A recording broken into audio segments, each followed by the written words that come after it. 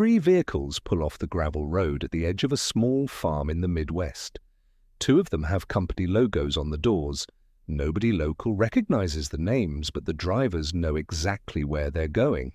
A woman in her 30s walks out to meet them, wiping her hands on her jeans. She doesn't look surprised. She looks tired, in the way people look after they've been waiting a long time for something they always believed would come. Behind her, rows of dense, tangled bushes stretch across what used to be a field of cracked, grey dirt. The branches are covered in small orange berries, so bright they almost don't look real against the late afternoon light. A neighbour stands at the fence line, arms crossed, watching. He's watched this land for 30 years. He's never seen anything like this. Cars slow down on the county road. People who've driven past this farm 100 times without a second glance are suddenly pulling over to look. Nobody explains what's happening, not yet, because to understand it you have to go back 3 years to a version of this land where nothing grew. And nobody, including the woman standing in that driveway, believed anything ever would again. 3 years earlier, Rachel Meyer stood on the same driveway holding a single suitcase, staring at a house she hadn't lived in since she was 18. Her father had passed away that spring. Cancer, slow and unfair, the kind that gives a family just enough time to say goodbye and just enough time to run out of money doing it. The farm had been in the family for 2 generations. 60 acres, once known for corn and soybeans, now known for almost nothing at all. Rachel hadn't planned on coming back. She'd built a life in the city, a steady job, an apartment, a routine that didn't involve mud or debt or dead relatives' unpaid loans. But her father's will was simple. The land goes to whoever is willing to keep it. Her 2 older brothers didn't want it. One lived across the country. The other said plainly that the farm was a losing bet and had been for years. So Rachel stayed. What she found when she walked the property that first week broke something in her that she hadn't expected. The topsoil, once rich and dark, had thinned into pale, cracked dust. Years of drought and wind had stripped it layer by layer, the way erosion always does. Quietly, patiently, until there's nothing left to hold on to. Whole sections of the field wouldn't grow weeds, let alone crops. She sat on the porch that first night, looking out at land her grandfather had once been proud of, and she cried, not just for her father, but for a piece of earth that seemed to be dying right along with him. Emotional objective. Build deep empathy. Ground the story in loss, inheritance, and quiet grief. Make the land itself feel like a character worth saving. Word spreads fast in small farming towns, and within weeks everyone had an opinion. Sell it, they said. Take whatever the land is worth and let someone else deal with the headache. A local agronomist came out to look at the soil and didn't sugarcoat it. The pH was wrong. Organic matter was almost non-existent. Wind erosion had carried away the nutrients that corn or soybeans would need to survive even one season, let alone thrive. You'd spend more on amendments than you'd make back in 5 years, he told her, folding up his soil test results like he was closing a book that had already ended. Rachel ran the numbers herself twice, hoping she'd find a mistake. She hadn't. Traditional row crops needed irrigation the farm couldn't afford. Cattle needed pasture the land couldn't grow. Even a vegetable operation, the kind she'd seen thriving on small farms elsewhere, required soil health this land simply didn't have any more. She spent nights at the kitchen table with her father's old books, searching for something, anything, that might work on land this damaged. Corn wanted water. Wheat wanted structure. Almost everything wanted a version of soil that no longer existed here. Then late one night, scrolling through an agricultural forum out of pure desperation, she found a thread about a plant nobody in her region grew. A shrub, thorny, hardy, almost aggressively resilient.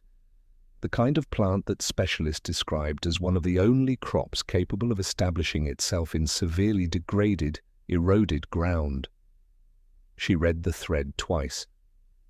Then she sat back in her chair, staring at the screen, wondering if she'd just found an answer or a very expensive mistake. The plant was called sea buckthorn, though Rachel didn't tell anyone its name at first. She wasn't ready for the questions. What she knew was this. It was a thorny, silver-leafed shrub that grew wild across parts of Europe and Asia, often on riverbanks, mountainsides, and eroded slopes where almost nothing else survived. It didn't need rich soil, it didn't need irrigation systems. In fact, degraded land was practically its specialty.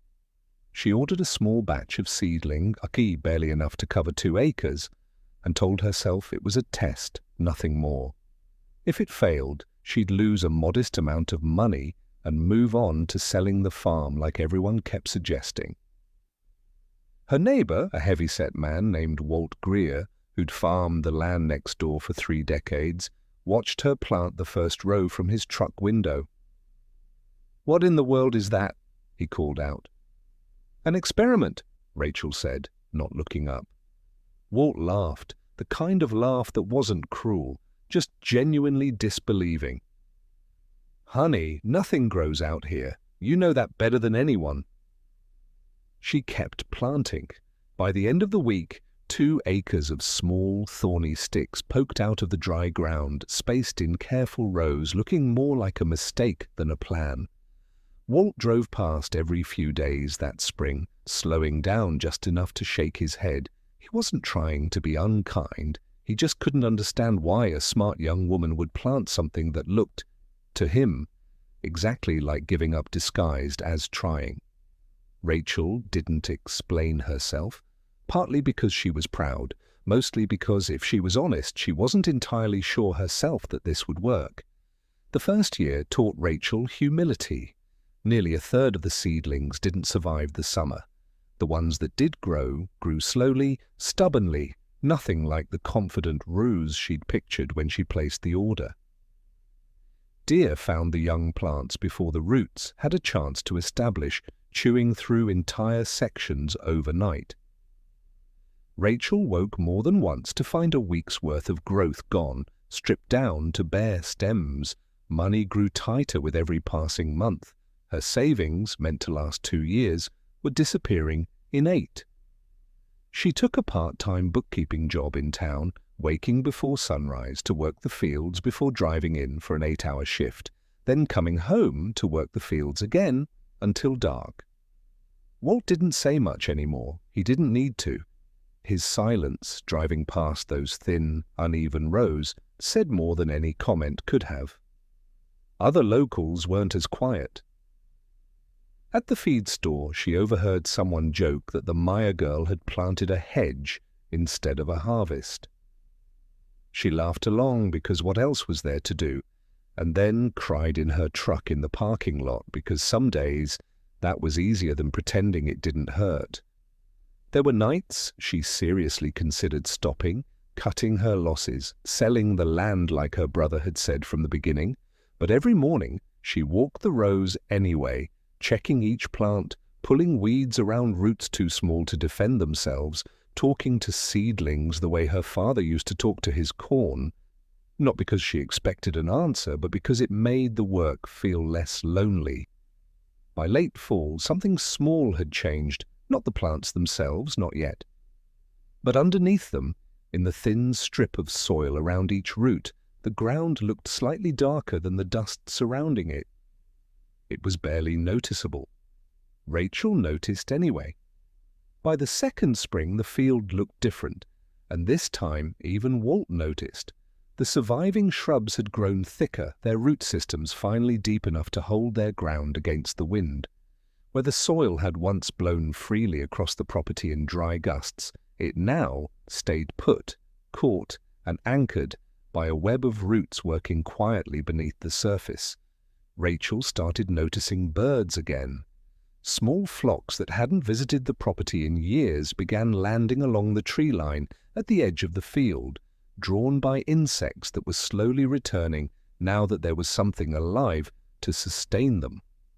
The wind itself seemed calmer, not because the weather had changed, but because the dense, thorny rows were doing something Rachel hadn't fully appreciated when she first read about them online. They were breaking the wind before it could strip the topsoil away. She dug a small handful of dirt from beneath one of the older shrubs and rubbed it between her fingers. It wasn't the pale, lifeless dust from 3 years earlier. It had texture now, weight. The faint, earthy smell that soil is supposed to have and had lost for so long. That summer, she got the first phone call. A representative from a small regional health food distributor had come across her farm through an obscure agricultural directory listing unusual specialty crops in the Midwest. He didn't explain much on the call, just asked how many acres she had planted, how the harvest looked, and whether she'd be interested in a conversation about supply. Rachel hung up the phone and stood in her kitchen for a long moment, staring at nothing. She hadn't told anyone what these plants actually were. She hadn't explained why she chose them, or what they were worth, or what they could eventually become. Nobody in town knew yet. But somewhere, quietly, word was starting to travel. And Rachel realized she was no longer the only one paying attention to what was growing on her land. The plant Rachel had bet everything on was sea buckthorn, and once you understand what it does, a decision stops looking strange and starts looking brilliant. For centuries, in parts of Russia, Mongolia, and the Himalayas, people have used sea buckthorn for both food and medicine. Its berries are small, sharp, almost too sour to eat raw, but packed with an unusually dense concentration of vitamins, antioxidants, and fatty acids rarely found together in a single fruit. That combination is exactly what modern health and beauty industries had started searching for. Juice companies wanted it for its nutrient density. Supplement brands wanted the oil, which is often pressed from both the berries and seeds, prized for its role in skincare formulations and nutritional capsules. Cosmetic companies wanted it for its inclusion in serums and creams, marketed around the plant's naturally high content of beneficial compounds. Powdered sea buckthorn was appearing in smoothie blends. The oil was showing up in high-end skincare lines. It had become quietly one of the more sought-after specialty ingredients in the wellness industry, and very few farms in the region were growing it. That scarcity was the second half of Rachel's advantage. The first half was resilience, because sea buckthorn's root system doesn't just tolerate poor soil, it actively repairs it. The plant fixes nitrogen from the air and deposits it into the ground through its roots, slowly enriching the same soil that had once been too damaged to support anything at all. In other words, Rachel hadn't just chosen a valuable crop, she had chosen the only crop capable of healing the very land it needed to survive. She hadn't fully understood that when she planted the first row. She understood it now. By the third autumn, the field that had once been empty and grey was heavy with colour. Rows of sea buckthorn bushes stretched across what used to be dead ground, their branches bent under the weight of thousands of small orange berries. From the road, the field looked less like a farm and more like something painted. People noticed. That was the first real sign that everything had changed. Cars slowed down along the county road, drivers craning their necks to look at a colour that didn't belong in this landscape. A few stopped entirely, stepping out to ask Rachel what exactly she was growing, unable to place the plant but unable to look away from it either. Then came the calls that mattered more. 2 additional companies reached out that season, both connected somehow to that first distributor who had phoned the year before.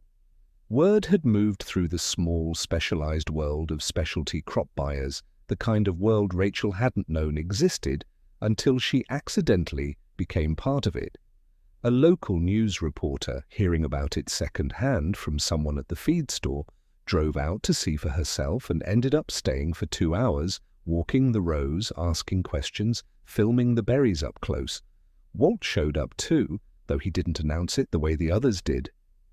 He just parked his truck at the edge of the field one afternoon and walked slowly down the first row, running a hand over one of the branches, saying nothing for a long time. "Well," he finally said, looking at Rachel, "I'll be damned." It wasn't quite an apology, but for Walt it was close enough. Success, it turned out, came with its own set of problems, and none of them had simple answers. Sea buckthorn berries are notoriously difficult to harvest. The branches are covered in sharp thorns, and the berries themselves are delicate, prone to bursting if picked the wrong way. Hand harvesting an entire field, acre by acre, wasn't sustainable if the farm was going to grow. Rachel spent weeks researching harvesting methods used in other countries, eventually adapting a technique involving carefully timed freezing, which makes the berries easier to remove from the branch without damage. It wasn't a perfect system. It took trial, error, and more than one ruined batch before she got it right. Processing was its own challenge. She didn't have the equipment to press oil or produce powder herself, which meant either investing in expensive machinery she couldn't yet afford or partnering with an outside processing facility and giving up a portion of her margin. She chose to partner, at least for the first 2 seasons, reasoning that a smaller profit on a working system beat a larger profit on a system she couldn't execute. Selling brought its own negotiation. The distributors who called weren't offering identical deals, and Rachel had no real experience pricing a specialty crop. She spent evenings on the phone with agricultural extension offices, other unconventional farmers she found online, anyone willing to explain how contracts in this niche industry typically worked. Scaling meant deciding how many additional acres to convert, how much risk to take on again, and whether to expand alone or bring on help for the first time. None of it was luck. Every step required Rachel to solve a problem she hadn't faced the year before, using research, patience, and a stubbornness that had gotten her through worse. Back at the driveway, in the scene where this story began, the vehicles that pulled up that afternoon weren't there by accident. They were the result of 3 years of decisions most people would have talked themselves out of.